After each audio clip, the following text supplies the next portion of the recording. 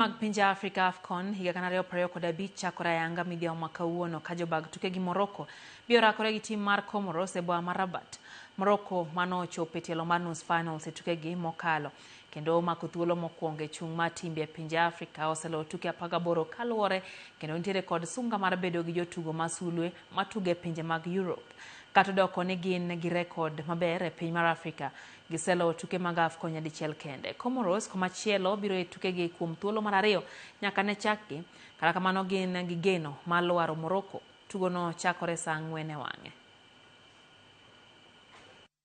Pour ce petit pays de l'océan Indien, même le président de la République, Azali Assoumani, est venu assister à ce dernier entraînement.